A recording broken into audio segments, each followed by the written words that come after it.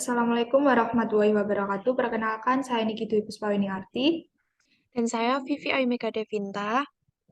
Di sini kami akan mempresentasikan hasil kerja kami mengenai makalah untuk tambahan penjelasan sebagai pengantar video sebelumnya. Yaitu yang pertama ada kebijakan akuntansi perusahaan.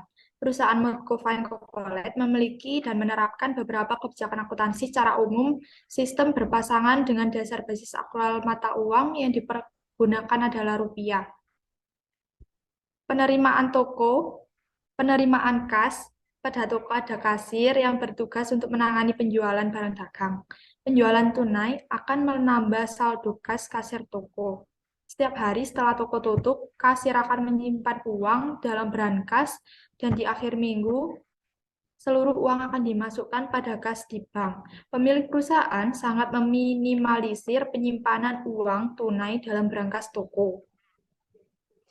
Kemudian terkait pengeluaran kas.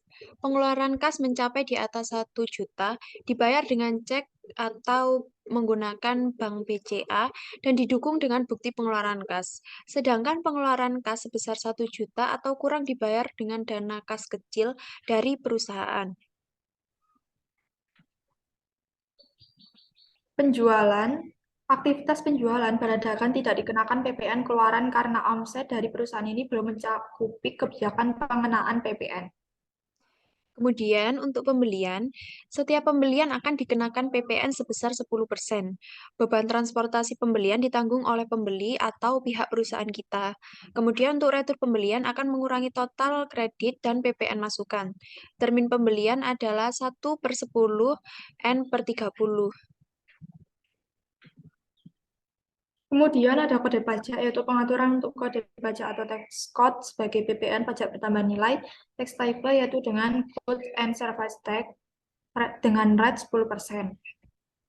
Kemudian untuk aset tetap dan penyusutan aset tetap menggunakan metode garis lurus dengan tanpa nilai sisa sesuai dengan aturan perpajakan yang berlaku di Indonesia. Perhitungan dan pencatatan penyusutan dilakukan di setiap akhir bulan. Kemudian ada penggajian, gaji dan upah karyawan toko termasuk manajer, pemasaran, dan manajer keuangan diterima di akhir bulan. Berikut merupakan daftar akun dan saldo awal perusahaan Mocofine Cocolet. Yang daftar akun sebagai berikut. Kemudian ada neraca saldo per 31 Februari 2023, yaitu dengan total debit 818.402.250 rupiah, itu pun dengan kreditnya. Untuk berikutnya ada mitra perusahaan, yaitu ada customer, yaitu customernya ada Resto Bu Atik dan juga buah tangan oleh-oleh. Kemudian untuk supplier, CV Sentosa Andalan Worm, kemudian ada Toko Selamat dan Emiliana Nursanti. Kemudian employee atau salesperson-nya ada Bian dan juga Dani. Kemudian terkait nama produk yang dijual oleh Motko, yaitu ada Darmi Coklat dengan harga 45.000, White Coklat 45.000 per unit, kemudian Coklat Pralin dan juga Kakokan Gula Kaluku dengan harga 12.000 per unit. Kemudian saat setup awal di ABSS juga ada saldo awal piutang yaitu dari Resto Bu Ati dengan total 780.000 dengan nomor invoice C10001 pada tanggal 17 bulan 2 tahun 2023. Kemudian ada juga dari buah tangan oleh-oleh dengan total 980 juta dengan nomor invoice C10002 pada tanggal 23 Februari 2023 dengan total piutang 1.760.000 rupiah. Kemudian juga ada saldo awal hutang dengan nama supplier CV Sentosa Andalan Ram dengan total 1.550.000 rupiah, nomor invoice S10001 pada tanggal 14 Februari 2023. Kemudian juga ada Slamet Ribandoko dengan total 375.000 dengan nomor invoice S10002 pada tanggal 18 Februari 2022. Kemudian juga ada Emiliana Nursanti dengan total Total hutang 570.000, nomor invoice E1003 pada tanggal 21 Februari 2023 dengan total saldo awal hutang Rp2.495.000. Kemudian ada saldo awal persediaan barang dagang, yaitu total komponennya yaitu Rp428.200 dan total keseluruhannya yaitu Rp3.579.000. Produk yang dijual, terkait produk yang dijual dapat dilihat pada tabel 8, yaitu nomor item AA, nama produk Dagmi Kokolet harga 45.000, nomor item BB, nama produk White Kokolet harga 45.000, nomor item CCC, nama produk Kokolet Pralin harga 12.000, nomor item DD, nama produk Kokoken Bulog Kakluku dan harga 12.000. Berikut proses produksi dari 4 jenis coklat, yaitu satu persiapan bahan. Sebelum melakukan proses produksi, dilakukan persiapan bahan baku yang akan digunakan untuk membuat coklat. Bahan baku yang digunakan adalah bahan-bahan pilihan terjamin kualitasnya. Berikut merupakan bahan baku yang digunakan untuk membuat dark milk cocoa. Satu yaitu biji kakao. Yang digunakan adalah biji yang berasal dari Polewari, Mandar, Sulawesi Barat. Biji kakao tersebut merupakan biji yang telah difermentasi dengan baik atau well fermented bean. Untuk membuat coklat, biji kakao akan dirubah bentuknya menjadi koko emas atau pasta kakao. Dua yaitu ada susu. Susu yang digunakan untuk membuat dark milk chocolate yaitu susu bubuk full cream. Penambahan susu dapat berpengaruh terhadap kepadatan coklat yang dihasilkan. Yang ketiga ada gula kelapa. Pemilihan gula kelapa ini mempertimbangkan indeks glikemiknya yang lebih rendah sehingga coklat yang dihasilkan juga lebih sehat. Yang keempat ada kismis dan biji almond. Kismis digunakan sebagai tambahan topping untuk produk coklat jenis Cocolet Praline dan Kokoen Gula Kaluku, sedangkan biji almond hanya untuk tambahan topping jenis coklat Kokoen Gula Kaluku. Kemudian untuk proses berikutnya yaitu proses roasting.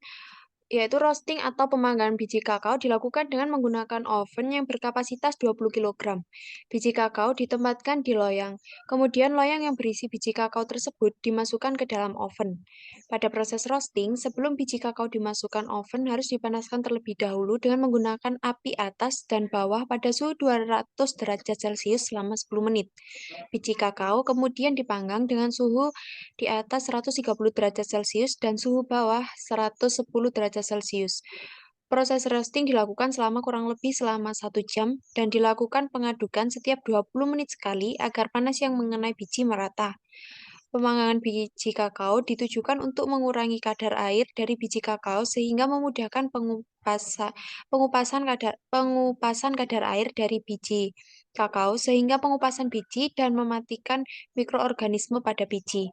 Selain itu, pemanggangan biji kakao juga akan meningkatkan flavor biji di mana prosesor rasa seperti peptida, asam amino, dan gula pereduksi akan membentuk cita rasa melalui reaksi Maillard. Selanjutnya ada pengupasan biji. Pengupasan biji kakao dilakukan secara manual dan menggunakan pisau. Pengupasan biji kakao bertujuan untuk memisahkan kulit dan biji, sehingga pada proses produksi yang diolah dalam murni biji kakao saja. Biji kakao memiliki kulit yang keras dan tebal sehingga lebih susah untuk dikupas. Proses roasting membuat kulit biji kakao menjadi rapuh sehingga pengupasan lebih mudah dilakukan.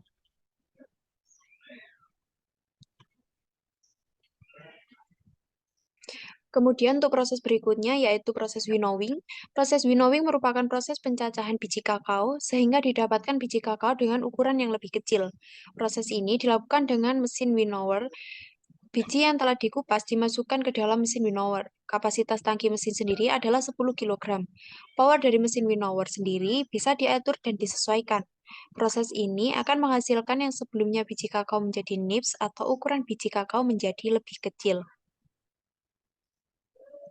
Selanjutnya ada grinding. Tips yang telah dicacah kemudian akan dilakukan proses grinding. Proses grinding bertujuan untuk mengubah bentuk nips menjadi pasta. Proses grinding sendiri dibantu dengan mesin grinder. Proses ini berlangsung selama kurang lebih 15 menit. Kapasitas mesin ini adalah 10 kilogram. Output dari mesin ini berupa pasta kakao. Untuk berikutnya adalah mixing. Proses mixing merupakan proses pencampuran bahan-bahan seperti pasta kakao dengan susu. Kemudian proses mixing dibantu dengan mesin mixer. Bahan yang pertama kali dimasukkan adalah pasta kakao. Selanjutnya dimasukkan susu dengan suhu mesin 41 sampai 48 derajat Celcius. Ketika suhu mencapai 48 derajat Celcius, mesin diset mode cooling. Proses ini memerlukan waktu kurang lebih 2 jam. Pencampuran bahan dilakukan secara bertahap sedikit demi sedikit dengan menggunakan skop. Hal tersebut dilakukan agar adonan tercampur merata dan tidak menggumpal. Selanjutnya ada filtrasi. Pada adonan coklat terdapat beberapa komponen yang tidak diinginkan seperti gumpalan gula dan gumpalan susu yang dapat mempengaruhi tekstur dark coklat. Gumpalan gula dan gumpalan susu akan disaring dengan kain sari yang ada pada mesin. Kemudian yaitu proses pencetakan. Pencetakan dilakukan setelah proses filtrasi untuk melakukan pencetakan suhu adonan coklat dikondisikan pada suhu sekitar 27 sampai 28 derajat Celcius. Selanjutnya ada cooling dan wrapping. Adonan yang telah dicetak dilakukan cooling. Sebelum wrapping atau pengemasan, adonan didiamkan pada suhu ruang sekitar 2 jam. Wrapping atau pengemasan dilakukan dengan cara membersihkan aluminium foil terlebih dahulu dengan menggunakan lap kain. Selanjutnya, aluminium foil dipotong dengan ukuran 15 kali 20 cm. Setelah coklat batang dibungkus rapi dengan menggunakan aluminium foil, coklat batang tersebut dikemas kembali dengan menggunakan kemasan yang berbahan dasar kertas karton. Selain itu, pengemasan dilakukan pada ruangan yang ber-AC agar produk coklat yang dikemas tidak mudah meleleh. Untuk keterangan dari proses produksi pada produk darmi coklat, ketika proses mixing bahan baku yang digunakan adalah pasta kakao dan susu. Untuk produk kue coklat, ketika proses mixing bahan baku yang digunakan adalah pasta kakao dan gula kelapa. Kemudian untuk produk berikutnya yaitu coklat pralin. Ketika proses percetakan, darmi coklat yang siap dicetak ditambahkan dengan kismis black di dalam produk. Kemudian untuk produk kokoken gula kaluku, ketika proses pencetakan, white coklat yang siap dicetak ditambahkan dengan biji almond dan kismis golden. Berikutnya yaitu kesimpulan dan saran. Simpulan ABSS adalah perangkat lunak akuntansi yang populer dan dapat membantu dalam penyusunan laporan keuangan dengan lebih efisien. ABSS menyediakan berbagai fitur yang dapat mempermudah pencatatan transaksi, penyusunan laporan keuangan, dan analisis keuangan. Dan menggunakan ABSS, perusahaan dapat mengautomatisasi sebagian besar proses akuntansi termasuk pencatatan transaksi, penghitungan otomatis, dan pembuatan laporan keuangan. Ini dapat mengurangi risiko kesalahan manusia dan meningkatkan akurasi laporan keuangan. ABSS umumnya mematuhi standar akuntansi yang berlaku sehingga dapat membantu perusahaan mematuhi peraturan dan persyaratan pelaporan keuangan yang berlaku di wilayah operasional mereka. Kemudian untuk saran dari kami untuk Modcoven Coklat, yaitu menggunakan perangkat lunak akuntansi yang handal seperti ABSS agar dapat membantu proses pencatatan transaksi secara efisien dan menghasilkan laporan keuangan yang akurat. Dalam penggunaan perangkat lunak akuntansi, perusahaan harus melibatkan profesional akuntansi atau tim akuntansi yang terlatih dan kompeten. Pastikan tim akuntansi memahami prinsip akuntansi yang relevan, seperti prinsip akuntansi yang berlaku untuk menghasilkan laporan keuangan yang akurat dan konsisten. Berikut merupakan lampiran dengan dokumentasi yang ada di toko. Pertama yaitu kondisi lapangan toko sebagai berikut. Kemudian ada beberapa produk coklat batangan.